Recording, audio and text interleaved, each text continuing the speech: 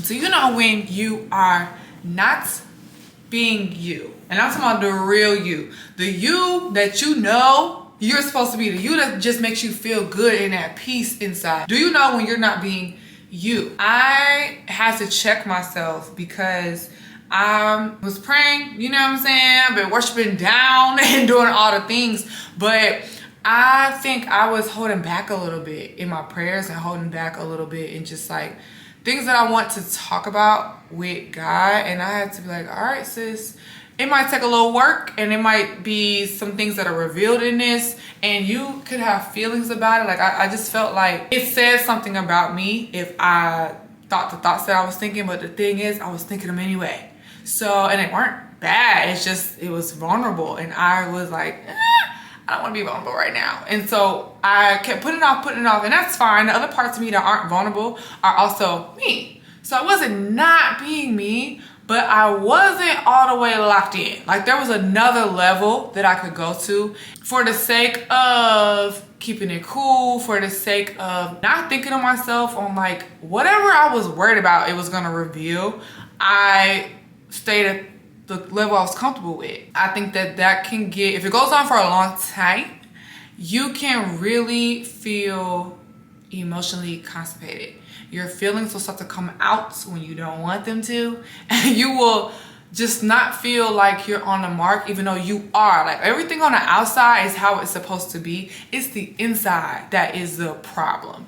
And I had to journal some things out. I laid on my floor in the living room and had some music blasting and just like literally was laying in the dark. And it wasn't even that deep.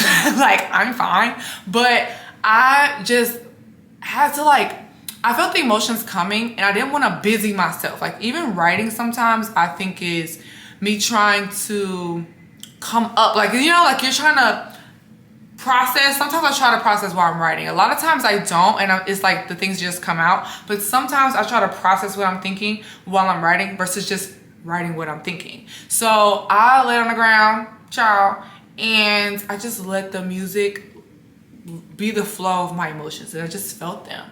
And then I did pick up my pen. When I picked up my pen and when I just prayed out loud, it was the real me. It was like what I didn't want to say, and I judged myself less about it. I never felt like God was gonna, you know what I'm saying, judge me. I felt like he was like, yeah, like what's tea? Like what you need? It was me worried about that. And I want to ask you, do you know when you're not being you? When you're not being you, when you're holding something back, when there's another level that you could go deeper, but you're like, I'm good on that. Do you know what that is? It is really important to know, because when you know that you're off, you can get back on. But if you don't know what being on looks like, if you don't know what speaking out looks like, if you don't know what owning your truth looks like, then there'll be moments, seasons, people, opportunities that require that from you, and you'll be trying to figure it out because you don't know. You could follow the advice of other people and what it seems like they're doing and what's working for them, and it won't work for you because that's not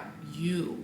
And it's not because you're trying to fake be an imposter to be somebody else. You just have shut yourself down so much that the real you, when it comes out, it don't even feel like you. It feels like something else, because what I know is the non-vulnerable me. What I know is the me that I don't get like that with people. What I know is I do this thing, I go to that place, and then I go home. And so when you have this feeling of you want to do something outside of your norm, you want to say something out of your norm, you want to go places out of your norm, you want to talk to people out of your norm, you mistake it for feeling like you're off, and that is the imposter, when really that's the you that's been trying to be you all along. At the top of the year, right here, right now, as you're watching this video, take a gut check. Do you know when you are walking in like full honesty of your being?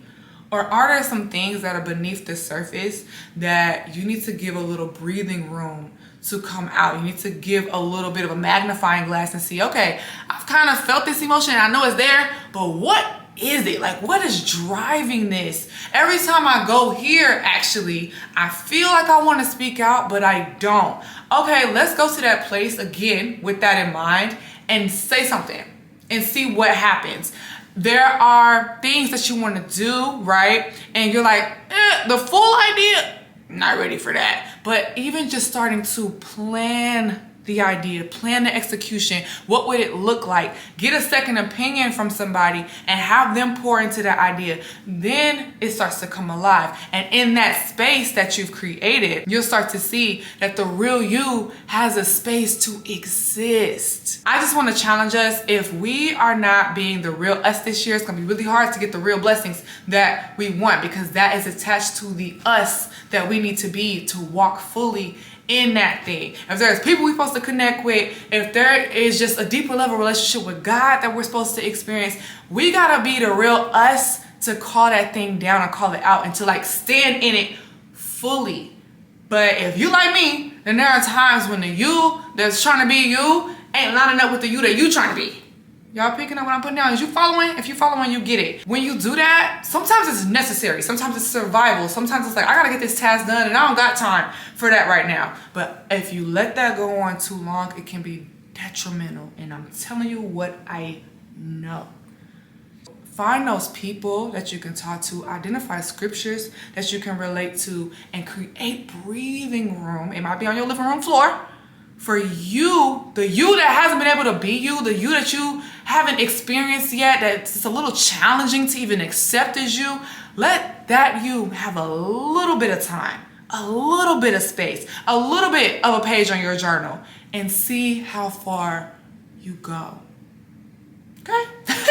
I love y'all. Thank you for rocking with the kid. If you haven't already, be sure that you subscribe. And if you haven't got your cool kid merch, now is the time to tap in. I have merch. You can hit it in the link below. And if there's anything that you connect with, if there's a real you that you discover, drop a comment and let me know. For me, the vulnerability thing, like I feel like that is my superpower, but I'm making my kryptonite at times because I'll be trying not to go there. So that is my thing. I'm working on continuing to be vulnerable this year, but also have some boundaries, okay? Because everybody can't get all of me. But all of me needs to be able to exist with me, right? So that's what I'm working on this year. And I hope that as you guys are going throughout the year, that there are some lessons and some tips and some just extra pieces of you that are able to come out and that you explore it fully. So anyway, hope this was helpful. If so, share with a friend. I love you, and I'll see you guys later. Bye.